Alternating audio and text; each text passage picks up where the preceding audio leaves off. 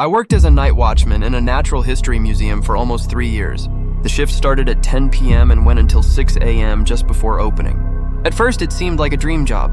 The museum was enormous, with grand halls and fascinating exhibits. The idea of having all that to myself without the daytime crowds was seductive. Solitude didn't bother me. In fact, I appreciated it. I enjoyed wandering through the silent corridors, observing the dinosaur skeletons and the dusty display cases of ancient artifacts. It was like being the sole inhabitant of a forgotten world. But over time, the quiet began to transform into something more sinister. It wasn't just silence. It was an oppressive absence of life, a vacuum that seemed to suck away sound and light. The building, an imposing Victorian structure, groaned and creaked like a living organism, breathing in its deep sleep. Every floorboard creak, every whisper of wind through the windows, every clank of pipes in the heating system was amplified by the darkness and isolation. My mind, once tranquil, began to fill these sounds with disturbing interpretations. A cabinet that opened by itself, a shuffling step coming from a distant hall, an indistinct whisper that seemed to call my name. I learned to ignore most of these things, to rationalize them as the simple aging of an old building. But there was one part of the museum I could never get used to, the Egyptian wing. It was a place where the atmosphere felt denser, more charged with an ancient, disturbing energy. The museum was built in the late 19th century, and the Egyptian wing was one of the original exhibits, untouched for decades. It was a labyrinth of dark rooms filled with sarcophagi, mummies, and statues of ancient gods. The air there was always cold and dry, with a peculiar smell of dust and spices that seemed to permeate everything. The fluorescent lights, when they worked, flickered and hummed, casting dancing shadows that transformed the static figures into something almost alive. Often I needed a flashlight to see my way, even with the lights on. When I started, the older guard, a man named Arthur, warned me to avoid the Egyptian wing unless absolutely necessary. He said it wasn't worth the trouble and joked that it was haunted. I laughed along, but even in the first week, I realized how uncomfortable I felt in that part of the building. It was like entering a different world, a place where time seemed to have stopped and the secrets of the past still pulsed. There were nights when I passed the door to the wing and felt a shiver just looking at it, but usually I didn't need to go there, so I avoided it whenever possible. One night, about a year and a half into the job, I had a task list clipped to my cart, and one of them was to check the security of a new acquisition in the Egyptian wing, a rare amulet that had arrived from a recent excavation. I groaned as soon as I saw the task, knowing it meant spending considerable time in that place. I remember standing at the entrance to the wing for a good minute, debating whether I could ask my supervisor to postpone the task until morning, but I didn't want to seem lazy. So I grabbed my flashlight and opened the heavy wooden door. The sound of my coat brushing against the wood echoed through the silent corridors. I reached the main hall and turned on the lights, but only a few of the overhead lamps came on, leaving most of the corridor in darkness. I swear the smell of earth and mold was stronger there. I turned on my flashlight and started walking. The amulet was supposed to be in a display case in the second hall to the left. The first hall was filled with sarcophagi lined against the walls, some open, revealing the bandaged mummies. The second door, made of wrought iron, creaked like fingernails on a chalkboard when I pushed it open. Inside, the hall smelled of dust and ancient incense. The amulet was in a glass display case in the center of the room. I leaned in to check the security seal, making sure it was intact. I had just finished when I froze. From somewhere down the corridor, I heard a soft shuffling sound, as if someone was slowly dragging their feet across the floor. I held my breath, still bent over the display case, listening as intently as possible. The sound stopped. I straightened up and peered into the corridor, pointing my flashlight both ways. The beam cut through the darkness, but there was nothing there. My heart pounded in my ears. I stood there for what felt like an eternity before finally telling myself it was probably just the pipes, or maybe I had bumped into something without realizing it. I left the hall and started walking back towards the entrance. As I walked, I suddenly felt a cold draft against my face. It was so out of place it made me stop mid-step. The Egyptian wing was always stuffy and windowless, with no moving air. This felt like standing next to an open freezer. I pointed my light up and down the corridor, but nothing looked different. I ignored it and continued on my way. When I entered the main hall again, something felt strange. One of the sarcophagi, which I was sure had been closed, was now slightly ajar. I frowned, trying to remember exactly how it had been before. Finally, I told myself I was just being paranoid and kept walking. This time, as I turned to leave, I heard it again, A thud followed by a shuffling sound. It came from further down the Egyptian wing corridor. The beam of my flashlight trembled in my hand as I pointed it there. About 6 meters away, one of the doors to a burial chamber that should have been tightly closed was ajar. My stomach churned. I knew I hadn't touched that door. The museum was locked every night, and no one should have been there but me. I stood frozen in the hall doorway, staring at that half-open door. Every part of me screamed to drop everything and run upstairs, but I just stood there. I told myself maybe the door came loose. Or maybe when I opened another door, the air pressure changed. I clung to these excuses like a lifeline. I walked quickly to the entrance, then came back with my flashlight in one hand, empty-handed this time. The half-open door was still there, open enough for someone to peek through. My throat went dry. I approached slowly, each step echoing. When I was close, I called out, "Hello, is anyone down here?" My voice cracked and sounded small in the immense empty wing. No answer. I swallowed hard, then quickly pushed the door open with my free hand and shined the flashlight inside. The room was empty, just shelves of dusty canopic jars, stacked boxes, cobwebs in the corners. I stepped inside for a second, heart pounding, listening for any sound. It was then that I heard it again, a dragging shuffle. But this time it was behind me in the corridor. I spun around and pointed the flashlight, the beam cutting through the corridor. Nothing, just shadows and stone, but I felt it. That heavy pressure you feel when you know you're being watched. My skin crawled. I no longer cared about the amulet. I backed away slowly, keeping the flashlight pointed down the corridor and heading towards the entrance. When I reached the entrance, I ran out, taking the stairs 2 at a time. I didn't stop until I was back in the main lobby, gasping for breath. I leaned against the wall, sweating, even though the museum was cold.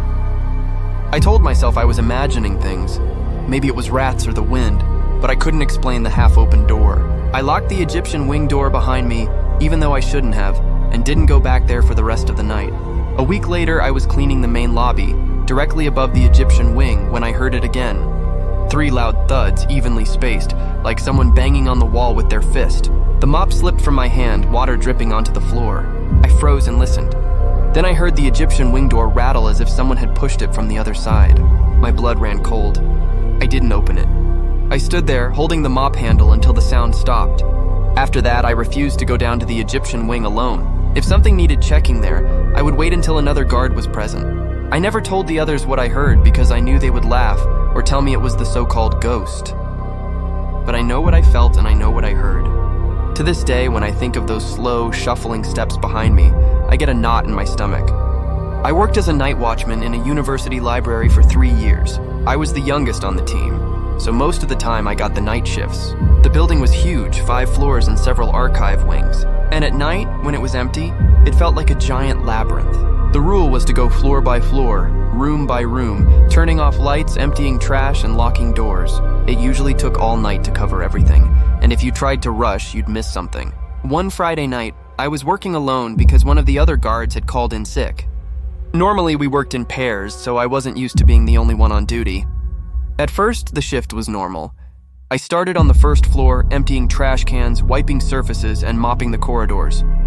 The lights in some of the old corridors flickered, which made shadows jump, but I told myself it was just the building settling.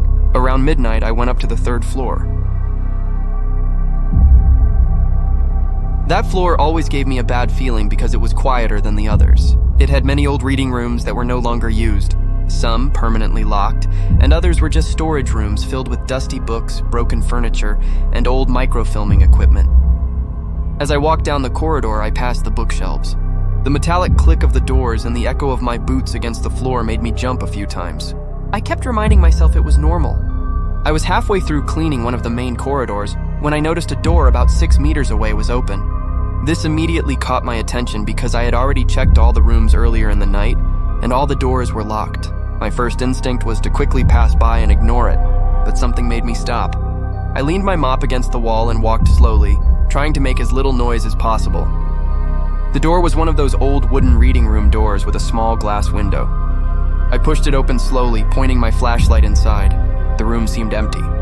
Tables were stacked along the walls and boxes were in the corners. Nothing seemed out of place at first glance, but then I noticed that one of the boxes near the back wall had been moved. It was tilted, not aligned with the others, and there were scratch marks on the floor as if it had been dragged across the floor. My stomach sank.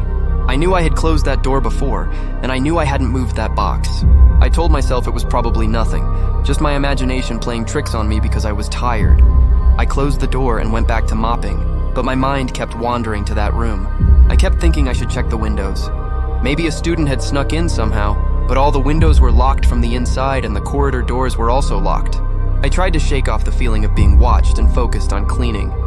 After finishing that corridor, I went down to the staircase to go to the second floor. As I passed that same room again, my heart almost stopped. The door was wide open. My breath caught in my throat. I knew I had closed it before. I approached slowly. I peeked inside and the room looked normal, except that the box was now moved to the center of the floor. My pulse was racing. I whispered, "Hello, who's here?" While my voice sounded tiny in the emptiness of the building. I waited, but there was silence. And then from the back of the room, I heard a slow, deep breath. Not a gust of wind or a pipe. It was someone trying to be silent, but making sure I could hear. I tried to convince myself it was a student hiding, playing a prank. But how would they have gotten in? I was the only one who was supposed to be there, and all the doors were locked. I slammed the door shut and ran down the corridor to the staircase. My heart pounded and sweat ran down my back. I leaned against the staircase door, listening. I debated calling my supervisor, although I hated to bother him in the middle of the night. Finally, I called. When he answered, I told him what was happening, trying to keep my voice steady. He said he would be there in 20 minutes. Those 20 minutes felt like hours. I stayed as far away from that room as possible, peeking over my shoulder every few seconds. Finally, he arrived. We went back together. He had a large flashlight and went straight into the reading room. The box was still in the middle of the floor. We checked everywhere. The cabinets, under the tables, behind the bookshelves. There was nothing.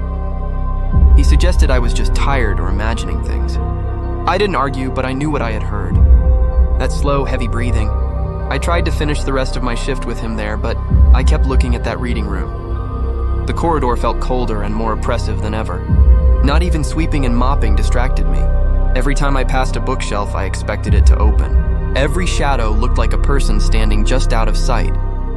Weeks later, when I worked with another guard, he told me that years ago, a student had been caught hiding in that reading room overnight. They had snuck in to play a prank, but it scared the staff so much that they never used that room again. It made sense, but it didn't explain the breathing I heard that night. There was no one else in the library. I finished the shift and left, but every time I thought about it, my stomach churned. I started taking extra precautions. I made sure all the doors were locked as I passed. I kept my flashlight pointed at the floor and stayed near the staircase if I had to go down that corridor. Months later, I had another night shift alone. I avoided that third floor as much as possible. When I finally had to go up, I moved as fast as I could. I kept thinking I would hear it again. The feeling of being watched didn't go away. Even when I was in a room far from that reading room, I felt as if eyes were on me. Every creak of the floor made me jump. I finished the shift and left quickly, never looking back. I refused to work on that floor alone again. Even years later, I avoided it whenever I could. I never found out if it had been a student hiding or something else. But I will never forget the sound of that breathing coming from a reading room that should have been empty. I can still hear it in my head sometimes. I worked as a night janitor in an old abandoned hospital for 2 years. The worst part of the job was always the morgue. It was a dark, damp place with 3 stainless steel autopsy tables, a large cold chamber, and long plastic curtains hanging from the ceiling. During the day, it seemed like just a workplace, but at night, when the building was empty, it felt like entering a completely different place. Even with the lights on, there were shadows in every corner that seemed darker than they should be.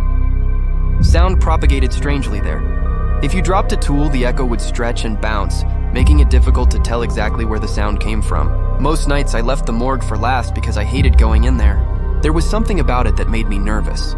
One night, I was cleaning the morgue floor, scrubbing away the dirt and dust that had accumulated. I was almost done when I heard a sound. It was a low metallic sound, as if something had been dragged across the floor. I stopped and listened, but heard nothing else. I told myself it was just the building settling or maybe a rat. I continued scrubbing, but a few minutes later I heard it again. This time it was louder, a distinct sound of metal scraping on concrete. I froze, my heart pounding. I looked around the room but saw nothing out of place. The autopsy tables were empty, the cold chamber was closed, and the plastic curtains were still. I called out, "Hello? Is anyone there?"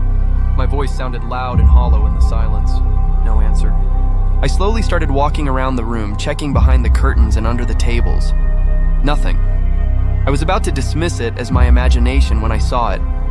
One of the cold chamber drawers where bodies were kept was slightly open. Just a few centimeters, but enough for me to notice. My blood ran cold. I knew I had checked all the drawers when I started my shift. They were all closed. I slowly approached the cold chamber, my heart pounding in my chest. I could see the darkness inside the open drawer. I reached out and closed it, the sound of metal clanging echoing through the room. I turned to leave, but as I did, I heard a click behind me. I turned around and saw that the same drawer was open again. This time more. I could see the empty metal tray inside. I backed away, my fear turning into panic. I wasn't imagining things. Something was happening. I ran out of the morgue, slamming the door behind me. I didn't stop running until I was on the other side of the hospital, gasping for breath and trembling. I never went back to the morgue alone at night again. I always asked another guard to go with me, or I just skipped cleaning that room. I never told anyone what happened that night. I knew they wouldn't believe me, but I know what I saw, and to this day, I still have nightmares about that cold chamber drawer opening by itself, revealing the empty darkness within.